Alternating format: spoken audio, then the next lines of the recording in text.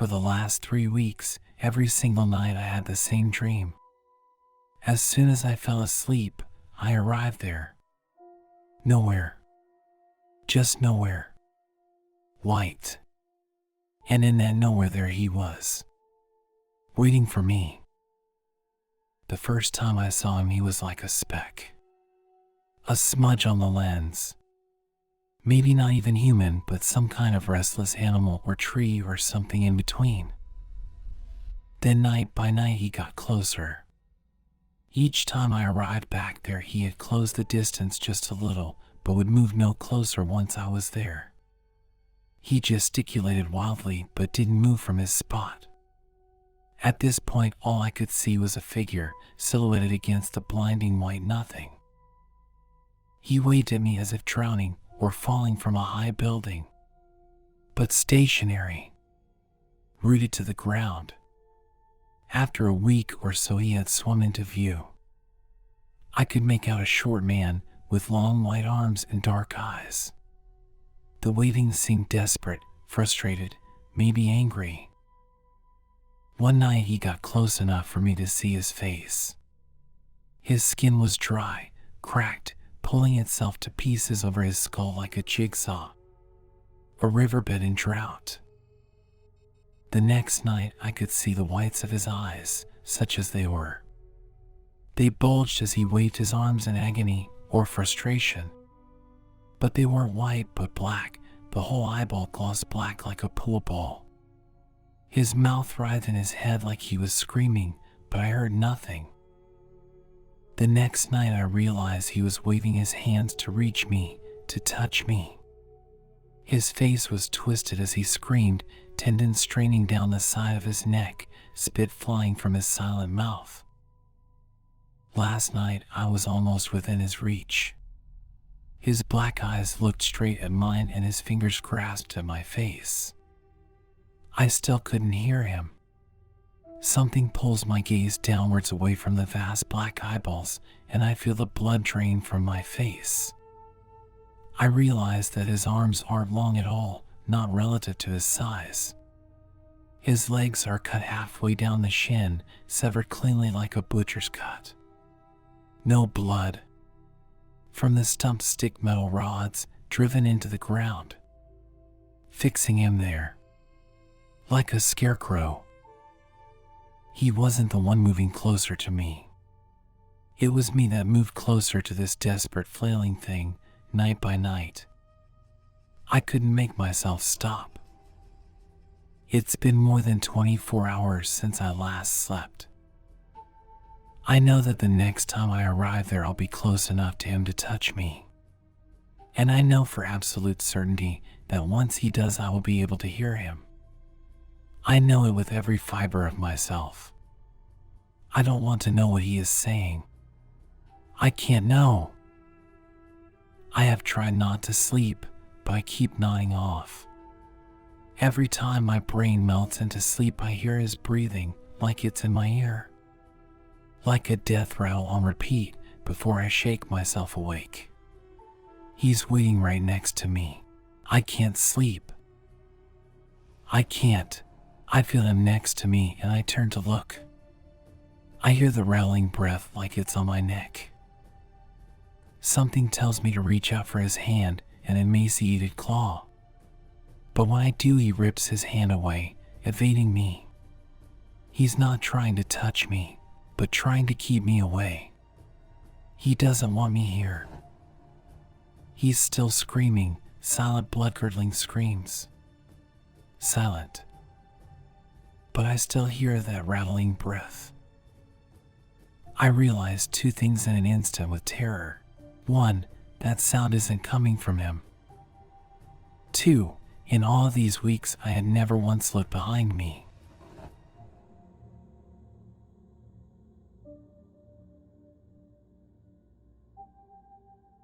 When I was a kid, I didn't exactly have any real friends. I was scared that people wouldn't like me and think that I'm weird. I had an imaginary friend. She first showed up when I was about 6, when we moved to a new house. Her name was Jenny and she was a lot like me. She was a teenager who was kind, didn't talk much, and was different from other people. She looked like a regular person. She had long brown hair and always wore a blue hoodie, shorts, and a beanie, but the only things that weren't normal about her was that she had extremely pale skin, her eyes were blacked out, and her clothes had blood stains on them. Yet for some reason, I wasn't scared of her. I would always set up the table for her, just for fun. She would always give me hugs to cheer me up whenever I was sad or scared, and she would play games with me while my parents were busy or just didn't feel like it. It was almost like having an older sister. My mom always asked why I did stuff like that. I respond by saying it's for Jenny. Whenever I first said that, she asked who Jenny was, and I responded with she's my friend. My mom said that I had a really big imagination and that Jenny was some sort of imaginary friend I had because neither of my parents could see her. One night, my parents heard someone playing the song Bicycle Built for Two on the old piano in the basement. They went down and asked me, "Where did you learn how to play piano?" I responded by saying that wasn't me. That was Jenny. She told me she's really good at playing piano.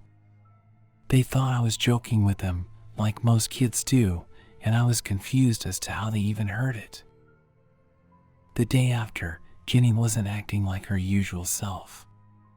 When I was walking down the street, we saw a strange man in a hoodie, and she looked angry, telling me, "See that guy in the hoodie? I hate him." She actually wanted me to kill someone. It's like she has some sort of PTSD from him. But how is that possible if she's imaginary? Being the nice kid I was, I didn't kill him. Instead, I knocked him unconscious by throwing a rock at his head. Thankfully, I got away before anyone could see me. One day, when I was about 10, I was playing on my phone and Jenny was watching me play. My parents were looking at the security cameras, and in my room they saw me and a girl they'd never seen before watching me. They were scared out of their minds, and my mom went upstairs to my room and I was the only one in the room. She asked, "Are you okay?" "I saw someone in here on the cameras." I said, "Yeah. Jenny's just watching me play." My mom was confused and freaking out. When she went back downstairs, I was confused as to why she saw someone in my room. I thought she was just seeing things. Ever since the piano and the guy in the hoodie, I began to think Jenny wasn't so imaginary. Maybe she was also the reason why my house had some power outages recently at the time. Even though she was still friendly, I became a tiny bit scared of her and confused about her. Years passed. I'm now 16. I still see and talk to Jenny even after I told my parents why they saw and heard someone. We didn't move because, well, she's friendly. The reason I told them is because a few years ago, I saw something on the street that shocked me. It was an old newspaper that had a photo of a girl that looked a lot like Jenny. It says she went missing back in 2009, and the photo had a shadow of what looked like someone in a hoodie that looked like they were about to kidnap her. It all made sense now.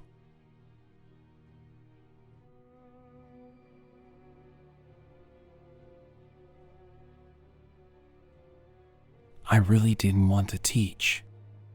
However, at 27, my writing wasn't paying the bills and I needed steady income. So I went and got a job at my hometown's middle school. I was going to be a 7th grade ELA teacher to be exact. Apparently, and this should have been a gigantic red flag, Bainbridge Middle needed all the teachers, aka babysitters, they could get, even if it meant hiring people as inexperienced as me. So in July, the school rushed me through a quick teacher training program, a crash course for us crew of ambitious para-pros and clueless college grads.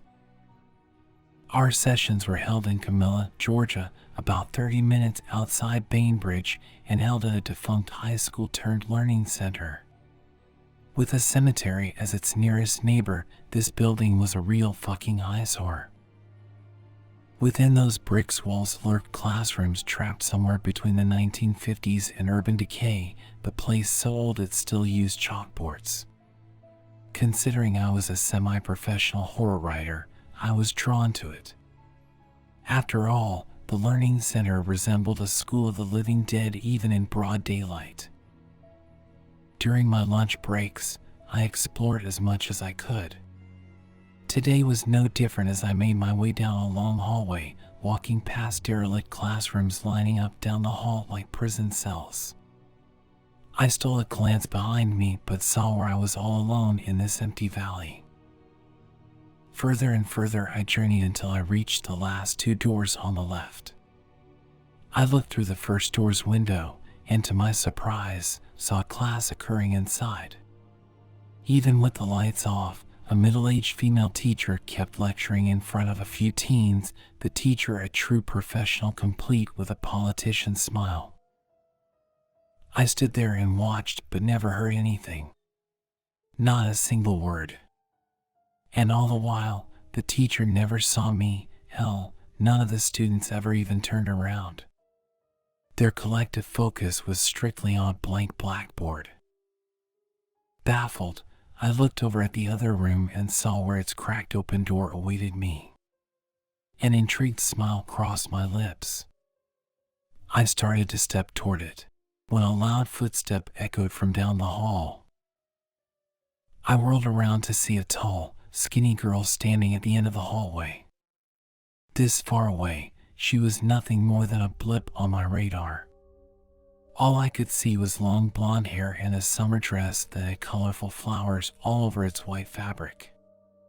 Despite sunlight shining through the cracked windows, I couldn't see much more. All I knew was the young woman stood there completely silent and still, her gaze right on me. Dread crashed my urban exploration aspirations. I forced myself to stay cool. After all, the girl was probably from class, either from the teacher training or from the muted classroom I'd just seen in the other room. A few more seconds passed, but still the girl just stood there. She never once made a move. But neither did I until I finally entered that final room.